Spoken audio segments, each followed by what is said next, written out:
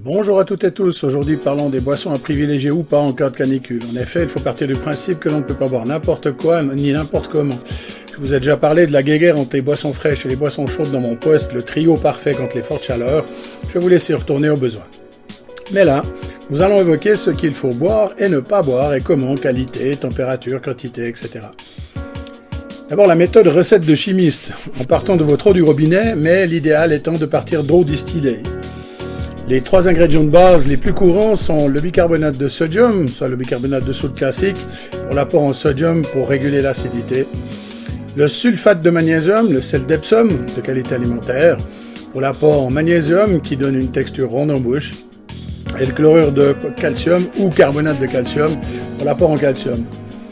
Par exemple, pour 1 litre d'eau, ajoutez environ 0,1 g de bicarbonate de soude et 0,1 g de sel d'Epsom.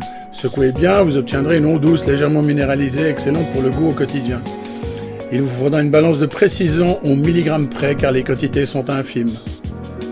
Mais si vous n'avez pas envie de jouer au chimiste avec des balances de précision, il existe des solutions prêtes à l'emploi. Il y a les solutions concentrées en gouttes. Il existe des flacons de minéraux liquides concentrés, souvent des extraits de lacs salins et purifiés.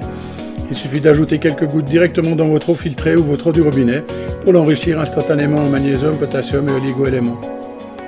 Les cartouches filtrantes réminéralisantes, certaines carafes filtrantes ou systèmes sous évier ne se contentent pas de filtrer le chlorure calcaire, ils intègrent une étape de recharge qui libère du magnésium ou du calcium dans l'eau pendant la filtration.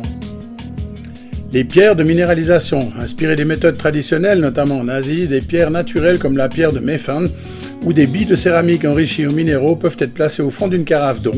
En y restant quelques heures, l'eau dissout naturellement une micro-quantité de leurs minéraux. Ceci étant dit, qu'en est-il des sodas et autres boissons sucrées ? Boire un soda bien frais quand il fait 35 degrés à l'ombre, c'est très tentant. Pourtant, en période de canicule, ce n'est vraiment pas une bonne idée, et ce pour plusieurs raisons scientifiques bien précises. Le piège de la déshydratation, pour commencer, l'effet osmotique, c'est le principal problème. Les sodas classiques contiennent une grande quantité de sucre, environ 100 g par litre, soit l'équivalent de 14 à 17 morceaux de sucre. Lorsque vous buvez une boisson aussi concentrée en sucre, il se produit un phénomène d'osmose dans votre corps. Pour assimiler ce sucre, votre organisme doit puiser dans ses propres réserves d'eau, et au lieu de vous hydrater, le soda va pomper l'eau de vos cellules. C'est pour cela que l'on ressent souvent une sensation de soif persistante quelques minutes après avoir fini un verre de soda. Le cercle vicieux de la caféine. Beaucoup de sodas, notamment les colas ou les boissons énergisantes, contiennent de la caféine. La caféine est un diurétique, ce qui signifie qu'elle stimule les reins et augmente la production d'urine en pleine canicule, alors que votre corps a besoin de garder la moindre goutte d'eau pour transpirer et réguler sa température. Le soda vous pousse à éliminer au plus vite. Qu'en est-il des sodas zéro ou light ? Les sodas sans sucre évitent le problème de l'effet osmotique du sucre, mais ils ne sont pas parfaits pour autant. Ils contiennent souvent toujours de la caféine. Leur acidité et les édulcorants entretiennent l'habitude du goût sucré sans apporter les minéraux essentiels que l'on perd en transpirant. Ils hydratent mieux qu'un soda classique, mais restent bien moins efficaces que l'eau pure. Mais alors, que faut-il privilégier à la place ? L'eau, plate ou gazeuse. Elle doit rester votre boisson principale. Buvez-la fraîche mais pas glacée. Le corps dépense de l'énergie pour réchauffer l'eau trop froide, ce qui produit de la chaleur corporelle. Les infusions froides sans sucre, menthe, camomille, hibiscus, etc. Ou le secret des pays chauds, une eau légèrement salée, un bouillon de légumes tièdes ou un thé chaud ou tiède. Le sel, il aide le corps à retenir l'eau au lieu de la laisser s'évacuer immédiatement. Voici une alternative parfaite au soda. Elle est pétillante, naturellement fruitée et apporte les précieux électrolytes que l'on perd en transpirant. Vous pourrez réaliser cette recette vous-même facilement. C'est l'électrocitronade pétillante.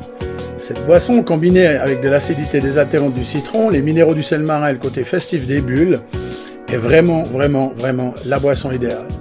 Les ingrédients pour 1 litre, c'est 800 ml d'eau gazeuse, de préférence une eau moyennement minéralisée ou votre eau reminéralisée saison, le jus de 2 citrons jaunes ou verts pressés, riche en vitamine C et potassium, 2 cuillères à soupe de sirop d'agave ou de miel, juste assez de glucides pour aider le corps à absorber l'eau et le sodium plus rapidement dans l'intestin sans saturer le système, une bonne pincée de fleurs de sel de mer, cruciale pour reconstituer le sodium perdu par la sueur et retenir l'hydratation, et quelques feuilles de menthe froissées.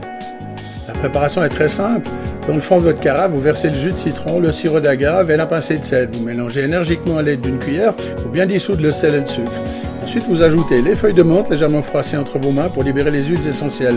L'effet fraîcheur thermique est garanti.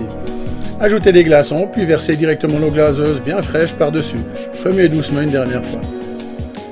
Pourquoi cela fonctionne mieux qu'un soda? Eh bien, c'est assez simple. Le ratio eau, sodium, sucre, cette recette s'inspire du principe des solutions de réhydratation de l'OMS. La microdose de sucre et de sel crée un équilibre parfait qui permet à l'eau de traverser la barrière intestinale 2 fois plus vite que l'eau pure, et infiniment mieux qu'un soda saturé de sucre.